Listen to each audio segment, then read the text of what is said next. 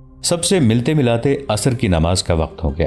اذان دینی تھی جو کوئی بھی دے سکتا تھا۔ امیر المؤمنین کے ساتھ جو مصاحب گئے تھے ان میں مدینہ کے مشہور مؤذن بلال رضی اللہ عنہ بھی تھے۔ بلال رضی اللہ عنہ وہ مؤذن تھے جنہیں اسلام کی تاریخ تا قیامت فراموش نہیں کرے گی۔ امیر المؤمنین، کسی نے کہا، بیت المقدس جیسا مقدس شہر اور اہم شہر ہماری جھولی میں آ پڑا ہے۔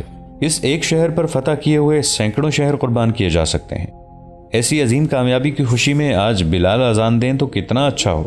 ہم بیت المقدس میں بلال کی اذان کے بعد داخل ہوں گے۔ خلیفۃ المسلمین عمر رضی اللہ عنہ نے بلال رضی اللہ عنہ کی طرف دیکھا۔ بلال خاموش کھڑے تھے، ان کے چہرے پر اداسی کا تاثر اور زیادہ گہرا ہو گیا۔ بلال رضی اللہ عنہ حبشی نسل سے تھے، ابتدا ہی میں اسلام قبول کر لیا تھا۔ ان کی آواز بلند، سریلی اور پرسوز تھی۔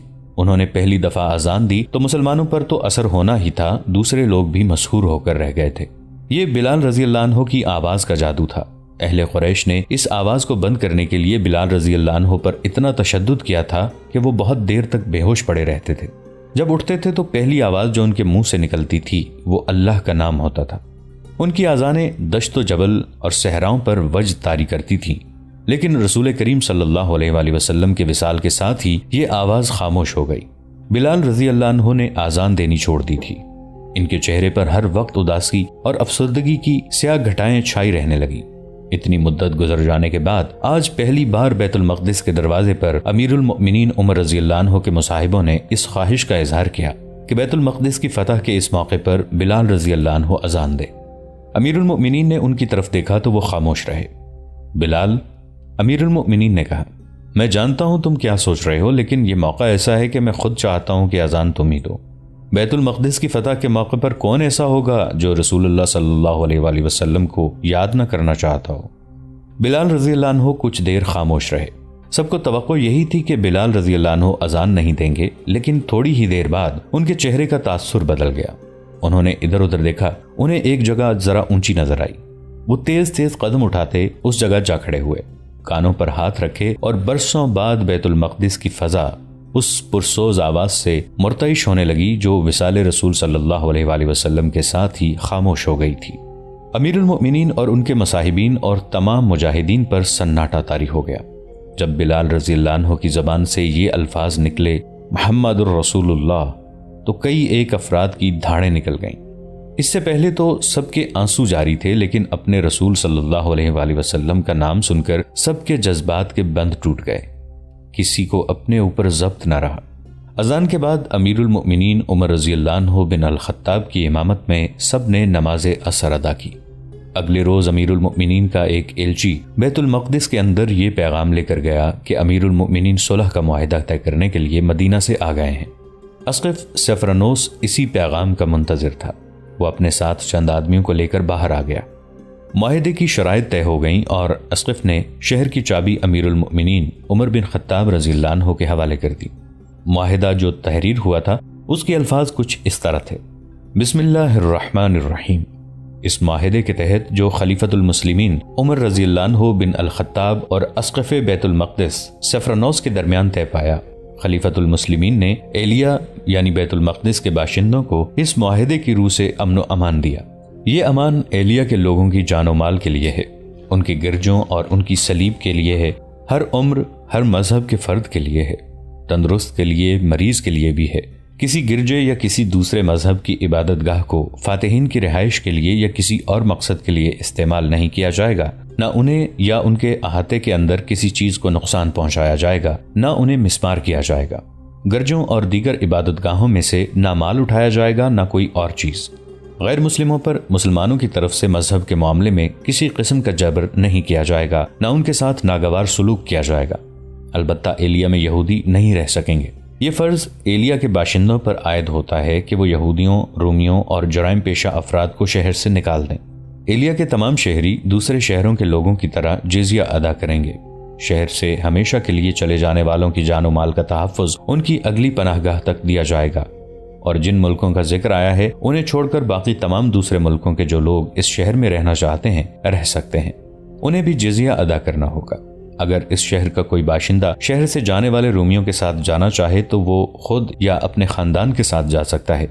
وہ جس قدر مال و اموال اپنے ساتھ لے کر جا سکتا ہے لے جائے۔ ان کی کھیتوں میں جو فصل ہے اس کی حفاظت مسلمانوں کے خلیفہ کی ذمہ داری ہے۔ فصل کے مالک وہی ہیں جنہوں نے بوئی تھی، شرط یہ ہے کہ وہ جزیہ ادا کریں اور فصل کاٹنے کے لیے آ جائیں۔ اس معاہدے پر امیر المؤمنین عمر رضی اللہ عنہ نے اپنی مہر لگائی۔ اسقف سفرانوس نے اپنے دستخط کیے اور گواہوں کے طور پر خالد رضی اللہ عنہ بن ولید، عمرو رضی اللہ عنہ بن العاص، عبد الرحمن رضی اللہ عنہ بن عوف اور معاویہ رضی اللہ عنہ بن ابی سفیان نے دستخط کیے۔ اس کے فوراً بعد امیر المؤمنین نے ابو عبیدہ رضی اللہ عنہ اور خالد رضی اللہ عنہ کو حکم دیا کہ وہ اپنے دستوں کے ساتھ شام کے شمالی علاقے میں چلے جائیں، جہاں کچھ جگہوں پر رومی ابھی تک قلعہ بند تھے۔ جاسوسوں نے اطلاع دے دی تھی کہ شہنشاہ ہرقل شام کی سرحد سے تو نکل گیا ہے، لیکن اس کی جو فوج ابھی شام میں موجود ہے اس کے لیے ہرقل کمک تیار کر رہا ہے۔ امیر المؤمنین عمر رضی اللہ عنہ بن الخطاب، عمرو رضی اللہ عنہ بن العاص اور شرجیل رضی اللہ عنہ بن حسنہ کو ساتھ لے کر بیت المقدس میں داخل ہوئے۔ اسقف سفرانوس نے ان کا استقبال کیا۔ ایک روز پہلے صلح نامے پر دستخط ہو چکے تھے اور سفرانوس نے صلح نامہ شہر کے باشندوں کو پڑھ کر سنایا۔ لوگوں پر اس سے پہلے خوف و ہراس طاری تھا۔ انہوں نے پہلے فاتحین کا ظلم و تشدد دیکھا تھا۔ رومی جب بیت المقدس میں آئے تھے تو شہنشاہ ہرقل کے حکم سے اس شہر کے باشندوں پر قیامت ٹوٹ پڑی تھی۔ لوگوں کو سرکاری مذہب قبول کرنے کا حکم دیا گیا تھا۔ اتنی آسانی سے اپنا مذہب کون تبدیل کرتا ہے؟ جن لوگوں نے ہرقل کا مذہب قبول نہ کیا ان کے ناک کان کاٹ دیے گئے اور ان کے گھر مسمار کر دیے گئے تھے۔ انہیں فوج میں جبری طور پر بھرتی کر لیا جاتا تھا۔ اس کے علاوہ وہ محکوموں اور مظلوموں جیسی زندگی گزار رہے تھے۔ مسلمانوں سے تو وہ اور زیادہ خوفزدہ تھے۔ انہیں بتایا گیا تھا کہ مسلمان جس شہر کو فتح کرتے ہیں وہاں کے رہنے والوں کو زبردستی مسلمان بناتے ہیں، گھر لوٹ لیتے اور خوبصورت عورتوں کو اپنے ساتھ لے جاتے ہیں۔ بیت المقدس کے باشندوں نے رومی فوج کے سپاہیوں کی زبانی سنا تھا کہ مسلمان بڑے ظالم ہیں۔ یہ سپاہی دراصل میدان جنگ کی باتیں سناتے تھے اور شہری یہ سمجھ کر خوفزدہ تھے کہ مسلمان وحشی اور خونخوار ہیں۔ وہ نہیں جانتے تھے کہ مسلمان صرف میدان جنگ میں خونخوار ہیں۔ بیت المقدس کے شہریوں نے جب معاہدے کی تحریر سنی، پھر یہ دیکھا کہ مسلمان فوج نے کسی شہری کی طرف دیکھا تک نہیں، تو وہ خوشیاں منانے لگے۔ امیر المؤمنین نے علقمہ بن مجرس کو بیت المقدس کا حاکم یا امیر مقرر کیا۔ اسقف سفرانوس نے امیر المؤمنین عمر رضی اللہ عنہ بن الخطاب کو شہر کی سیر کرائی، انہیں قدیم تہذیبوں اور قوموں کے آثار دکھائے، یہودیوں اور عیسائیوں کی عبادت گاہیں دکھائیں۔ بیت المقدس میں ایسے بے شمار آثار تھے، ان میں محراب داؤد بھی ہے اور صخرہ یعقوب بھی۔ یہ وہ پتھر ہیں جس کے متعلق روایت ہے کہ رسول اکرم صلی اللہ علیہ وآلہ وسلم اس پر کھڑے ہوئے اور معراج کو گئے تھے۔ شہر میں گھومتے پھرتے امیر المؤمنین کلیسائے قیامت کے سامنے سے گزرے۔ ظہر کی نماز کا وقت ہو گیا، انہوں نے ادھر ادھر دیکھا کہ نماز کی کوئی جگہ مل جائے۔ خلیفۃ المسلمین اسقف سفرانوس نے التجا کی، میرے لیے یہ بات باعث فخر ہوگی کہ آپ کلیسا کے اندر نماز پڑھیں۔ نہیں، خلیفہ عمر رضی اللہ عنہ نے کہا، میں اس کلیسا کا احترام کرتا ہوں، لیکن میں اس میں نماز نہیں پڑھوں گا کہ یہ صلح کے معاہدے کی خلاف ورزی ہوگی۔ اگر میں نے آج آپ کے کہنے پر یہاں نماز پڑھ لی تو میرے بعد مسلمان اس کو رسم بنا لیں گے اور کلیسا میں نماز پڑھنے کو اپنا حق بنا لیں گے۔ کلیسائے قیامت وہ جگہ ہے جہاں حضرت عیسیٰ علیہ السلام کو مصلوب کیا گیا تھا۔ یہاں یہ کلیسا تعمیر کیا گیا تھا، اس کے آگے کلیسائے قسطنطین تھا۔ اسقف نے اس کے دروازے میں مصلی بچھا دیا، لیکن امیر المؤمنین نے وہاں بھی نماز نہ پڑھی، انہوں نے نماز مسجد اقصی میں پڑھی۔ محترم اسقف، امیر المؤمنین عمر رضی اللہ عنہ نے سفرانوس سے پوچھا، رومی آپ کا ساتھ کیوں چھوڑ گئے ہیں؟ ان کا سالار اتربون کہاں گیا؟ سنا تھا وہ ہرقل کا ہم پلہ ہے۔ بھاگ گیا، سفرانوس نے جواب دیا۔ بھاگ گیا؟ کوئی شک نہیں کہ وہ ہرقل کا ہم پلہ تھا۔ اس نے آپ کو شکست دینے کے بڑے اچھے منصوبے بنائے تھے۔ اس نے قیصاریہ کے سالار کو آپ کی فوج کے مقابلے کے لیے تیار کیا تھا، لیکن آپ کے سالاروں کی چال نے اتربون کے منصوبے تباہ کر دیے۔ اس سے پہلے وہ آپ کی فوج کے مقابلے میں نہیں آیا تھا۔ وہ دیکھ رہا تھا کہ اس کی فوج میں لڑنے کا جذبہ ختم ہو گیا تھا۔ یرموک اور دوسری جگہوں سے بھاگے ہوئے بہت سے سپاہی یہاں آ گئے تھے۔ انہوں نے یہاں کی فوج کو ایسی باتیں سنائیں جن سے سب کا جذبہ اور حوصلہ بری طرح متاثر ہوا۔ اتربون نے اپنی فوج کو تیار کر لیا تھا۔ اسے جب اطلاع ملی کہ مسلمانوں نے قیصاریہ کو محاصرے میں لے لیا ہے تو وہ اپنی فوج کو ساتھ لے جا کر قیصاریہ کا محاصرہ توڑنے کے لیے نکلا، لیکن آپ کے کسی سالار نے اسے راستے میں روک لیا۔ اس نے پہلی بار مسلمانوں سے ٹکر لی اور اپنی بہت سی فوج مروا کر بری حالت میں واپس آیا۔ وہ جو اپنے ہارے ہوئے سالاروں کو بزدل کہتا تھا اور جس نے بیت المقدس کے دستوں کو لڑنے کے لیے تیار کیا، وہ خود بزدل بن گیا اور اس کا اپنا حوصلہ جواب دے گیا۔ اس نے یہاں سے خزانہ نکالنا شروع کر دیا اور سمندر کے راستے قسطنطنیہ لے گیا۔ زیادہ تر فوج بھی اس کے ساتھ چلی گئی۔ یہ فوج برائے نام تھی جو میں نے قلعے کی دیوار پر کھڑی کر دی تھی۔ میں نے آپ کے ساتھ معاہدہ کرنے کی شرط اس لیے پیش کی تھی کہ جو فیصلہ خلیفہ کر سکتے ہیں وہ سالار نہیں کر سکتے۔ میں اس شہر کو اور اس کے باشندوں کے جان و مال کو بچانا چاہتا تھا۔ اسقف سیفرانوس نے عمر رضی اللہ عنہ بن خطاب کو یہ نہ بتایا کہ اطرابون اور سیفرانوس نے مل کر بیت المقدس سے نہ صرف خزانہ نکالا تھا بلکہ گرجوں کے سونے اور چاندی کے بیش قیمت ظروف بھی نکلوا دیے تھے۔ ان میں صلیب اعظم بھی تھی۔ سیفرانوس نے امیر المؤمنین کو مدینہ سے اس لیے بلایا تھا کہ وہ خزانہ، ظروف، رومی فوج اور اس کا مال و اموال نکلوانے کے لیے وقت حاصل کرنا چاہتا تھا۔ جتنے وقت میں امیر المؤمنین پہنچے تھے اتنے وقت میں بیت المقدس سے وہ سب کچھ نکل گیا تھا جو سیفرانوس اور اطرابون نکالنا چاہتے تھے۔ اپریل 637 عیسوی بمطابق ربیع الاول 16 ہجری کے دن تھے جب خلیفۃ المسلمین عمر رضی اللہ عنہ بن الخطاب بیت المقدس میں 10 دن قیام کر کے رخصت ہوئے۔ رخصت ہونے سے پہلے انہوں نے تفصیل سے جائزہ لیا تھا کہ رومی کہاں کہاں موجود ہیں۔ مجموعی طور پر رومی شکست کھا چکے تھے۔ ان کا شہنشاہ ہرقل شام سے رخصت ہو چکا تھا۔ رومی فوج کے نامی گرامی سالار مارے جا چکے تھے۔ کچھ اہم مقامات تھے جن پر ابھی رومیوں کا قبضہ تھا، وہاں سے رومیوں کو نکالنا ضروری تھا۔ ایسے مقامات میں ایک کا نام قیصاریہ تھا جو بحرہ روم کی بندرگاہ تھی۔ یہاں سے رومیوں کو نکالنا بہت ضروری تھا کیونکہ رومیوں کا بحری بیڑا ابھی بالکل صحیح حالت میں موجود تھا اور یہ بحری بیڑا بڑا طاقتور تھا۔ اسے رومی مسلمانوں کے خلاف استعمال نہیں کر سکتے تھے کیونکہ مسلمانوں نے سمندری لڑائی نہیں لڑنی تھی۔ البتہ یہ بیڑا کمک لانے کے لیے استعمال ہوتا تھا۔ کمک اتارنے کے لیے قیصاریہ کی بندرگاہ استعمال ہوتی تھی۔ امیر المؤمنین کے حکم کے مطابق قیصاریہ سے پہلے بیت المقدس کو محاصرے میں لیا گیا تھا۔ بیت المقدس لے لیا گیا تو امیر المؤمنین عمر رضی اللہ عنہ نے یزید بن ابو سفیان کو حکم دیا کہ وہ قیصاریہ کو محاصرے میں لے لیں۔ ابن ابو سفیان عمر رضی اللہ عنہ نے انہیں کہا، مت سوچنا کہ تو اس قلعے کو فوراً سر کر لے گا، بہت مضبوط قلعہ بند جگہ ہے، رومی یہ جگہ آسانی سے نہیں دیں گے، ہلے بول بول کر اپنی طاقت ضائع نہ کرتے رہنا۔ قیصاریہ میں رومیوں کی تعداد زیادہ ہے اور وہاں رسد کی بھی کمی نہیں۔ دشمن یہی خواہش کرے گا کہ تو اس کے قلعے کی دیواروں سے ٹکراتا رہے اور اتنا کمزور ہو جائے کہ تو محاصرہ اٹھا لے، یا تجھے کمزور پا کر دشمن باہر آ جائے اور تیرے دستوں پر ایسا حملہ کر دے کہ تو پسپا بھی نہ ہو سکے۔ تجھ پر اللہ کی رحمت ہو ابو سفیان، عمر رضی اللہ عنہ نے کہا۔ رومیوں کو کمک مل گئی تو ہمارے لیے بہت بڑی مشکل پیدا ہو جائے گی، محاصرے کو طول دو اور کمک کو روکے رکھو۔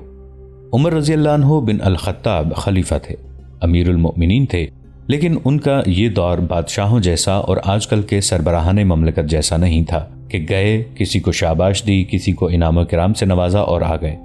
انہوں نے تمام تر علاقے کے احوال و قوائف معلوم کیے، انہیں جنگی نقطۂ نگاہ سے دیکھا، اپنی فوج اور دشمن کے لشکر کی کیفیت کا جائزہ لیا اور اس کے مطابق احکام صادر کیے۔ ان کے مطابق سالار اپنے اپنے مقامات پر چلے گئے۔ شام کے شمالی علاقوں میں رومی کئی قلعہ بند تھے۔ انہیں امید تھی کہ ہرقل جہاں کہیں بھی ہے کمک ضرور بھیجے گا۔ مسلمان اس کوشش میں تھے کہ رومیوں کی کمک نہ آ سکے۔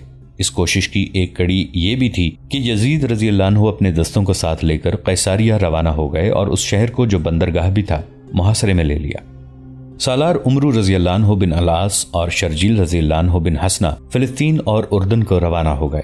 ان کے ذمے یہ کام تھا کہ جن علاقوں سے انہوں نے رومیوں کو بے دخل کیا تھا ان علاقوں پر قبضہ کر کے شہری انتظامیہ اور محصولات کے نظام کو بحال اور رواں کیا جائے اور ان جگہوں کے دفاع کو بھی مستحکم کیا جائے۔ رومیوں کی طرف سے جوابی حملے کا امکان موجود تھا۔ سپہ سالار ابو عبیدہ رضی اللہ عنہ دمشق کو اپنا مرکز بنانے کے لیے چلے گئے۔ ان کے ساتھ مجاہدین کی جو فوج تھی اس کی نفری 17,000 تھی۔ قنسرین ایک قلعہ بند مقام تھا جس میں رومی فوج موجود تھی۔ ابو عبیدہ رضی اللہ عنہ اس قلعے کو محاصرے میں لے کر وہاں سے رومیوں کو نکالنے جا رہے تھے۔ یہ ایک مضبوط قلعہ تھا جس میں رومیوں کی تعداد خاصی زیادہ تھی۔ ابن الولید رضی اللہ عنہ مجاہدین کی فوج کے ہراول میں تھے۔ ان کے ساتھ 4,000 گھڑ سواروں کا مخصوص رسالہ تھا جو گھوم پھر کر لڑنے کے لیے تیار کیا گیا تھا۔ قنسرین میں ایک مشہور رومی سالار منیاس تھا۔